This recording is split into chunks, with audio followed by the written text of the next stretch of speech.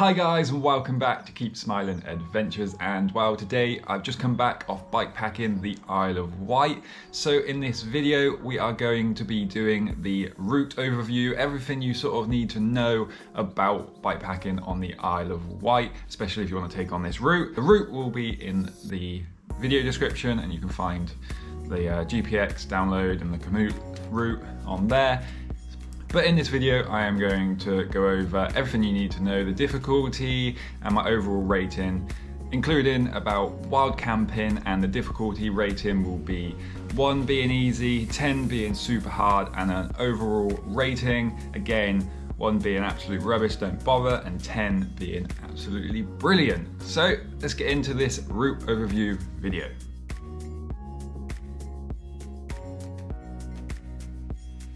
This ride is going to be called the 95 Miles of Smiles. So as the name suggests, it is a 95-mile mixed terrain bikepacking route around the Isle of Wight.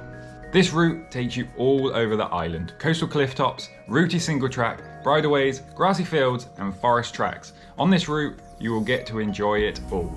There are plenty of pubs and cafes along this route, but a lot of the island is seasonal, so opening hours are less in the winter months.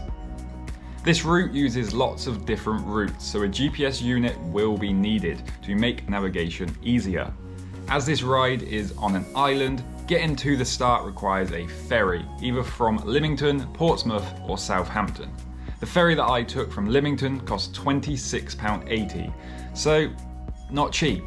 However, bikes are free to take along, and if you book your tickets online, you can change your time of travel for free, which is useful if you are going to return earlier or later than planned.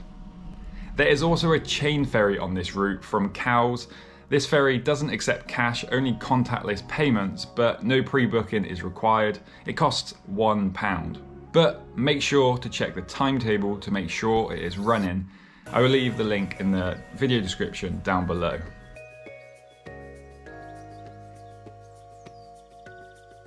This ride is great for a whole level of different experienced riders. Whether you are a pro just looking to explore the Isle of Wight, or a novice who wants to try out a bit of bikepacking with a 2 to 3 day trip. The trails are all relatively straightforward to ride, however wet weather can make some sections a little bit more of a challenge, with some of the trails becoming a bit boggy in sections. There is a good amount of steep climbing, so a good level of fitness will also help. You will also need to be able to pick up your bike on a couple sections of this route, as there are a couple stiles and steps to navigate. This route passes through plenty of built up areas where you can find shops, cafes and pubs. However, most of these are quite small shops, and most of the pubs I saw along the route were closed at the time I rode this route, as the Isle of Wight is quite a seasonal place. As this route is just shy of the 100 miles at 95 miles or 152 kilometers, this route is best done in 2 to 3 days. However, it would be possible to ride this in one go. This route is mostly using off-road bridleways, but there are a couple sections that you will need to ride on the road. These are mostly quiet roads, however, can become a bit busier coming into the built-up areas. If you like beautiful views with fun single track through woodlands and don't mind taking on some steep climbs, then you should have a lot of fun on this route.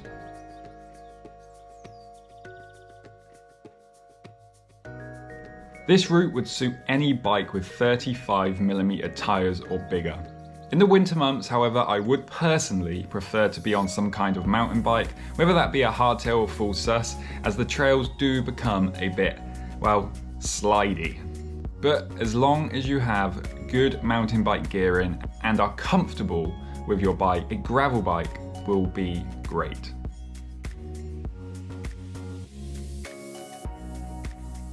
Whether you want to camp or stay in a hotel or B&B, you will have plenty of choices. However, if you are wanting to stay in a hotel or B&B, you will probably want to pre-book these if taken on this route in the summer months, as the island can get busy. If you are looking to camp, then you have two options: official campsites, which there are plenty scattered around the island, but like before, probably best to pre-book in the summer months. or to wild camp. There are plenty of hidden away places that you could set up camp for the night, whether that be a bivvy, tent or hammock. Although hammock camping is possible, as there are a few sections of woodlands on this route, you will be a bit more limited. But like always, if you do decide to wild camp, set up late, leave early and leave no trace.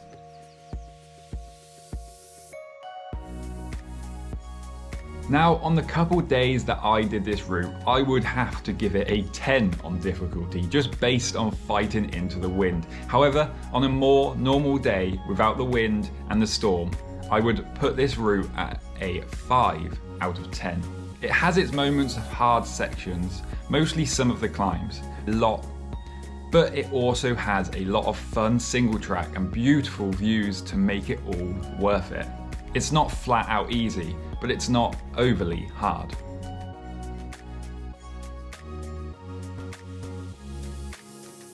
My overall rating for this route is going to be a 7.5 out of 10. This route is a lot of fun and feels a little special. The riding is fun and the views are beautiful. Even on the day I did this ride, whether it was raining or I was getting battered by the wind, I always found myself able to just stop, look back and enjoy being there.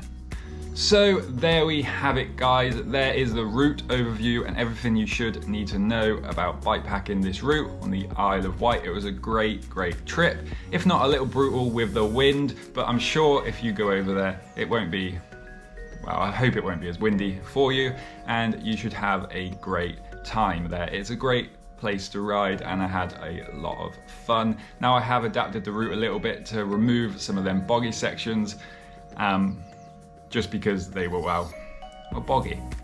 So if you enjoyed this video guys, hit that like button, let's keep this channel growing, and thank you for watching. Keep smiling, enjoy the adventures, peace.